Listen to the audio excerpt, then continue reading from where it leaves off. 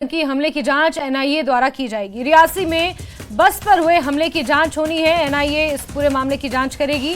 Unlawful activities prevention act यानी कि UAPA के तहत एफआईआर एनआईए ने दर्ज कर ली है।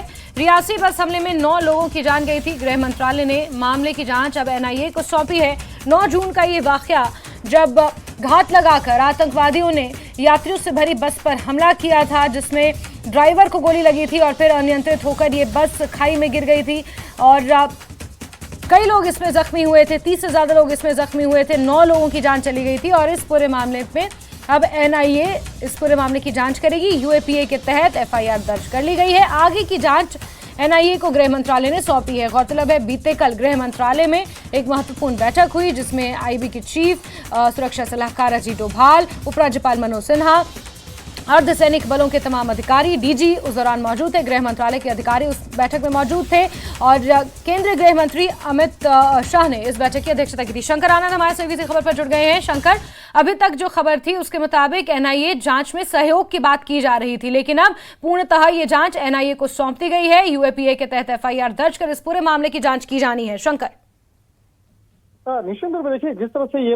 हादसा, जिस तरह से ये आतंकी वारदात देखने को मिला था और आतंकियों के द्वारा सोची समझी साजिश के तहत जिस तरह से हमला किया गया था, तो इस मामले की गंभीरता को देखते हुए जिस तरह से स्थानीय पुलिस के द्वारा इस मामले की शुरुआती तफ्तीश की गई और इस मामले में जिस तरह से आतंकी संगठनों से जुड़े हुए कुछ इनपुट्स जो है वो भी इकट्ठा किया गया, तो उन तमाम इनपुट्स को अब जांच एजेंसी एनआईए के साथ भी साझा किया गया है। और इसी मामले की गंभीरता को देखते हुए जांच एजेंसी के द्वारा अब इस केस को औपचारिक तौर पर टेक ओवर किया जा रहा है और टेक ओवर करने के बाद अब इस मामले में उन तमाम इनपुट्स को शुरुआती तौर पर देखा जाएगा कि स्थानीय पुलिस के द्वारा किन किन सबूतों को इकट्ठा किया गया, किस तरह के इनपुट्स को इकट्ठा किया गया है और क्या क्या महत्वपूर्ण जानकारियां हैं।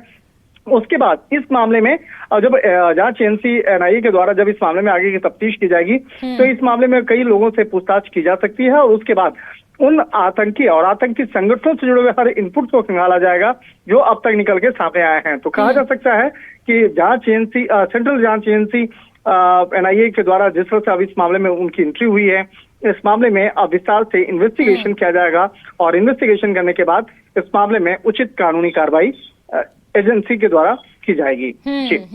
ठीक है शंकर, बहुत शुक्रिया हमारे साथ जुड़ने के लिए और इन अपडेट्स के लिए। तो बड़ा अपडेट यही है कि अब एनआईए इस आतंकी हमले की जांच करेगी। यूएपीए के तहत एफआईआर दर्ज कर ली गई है।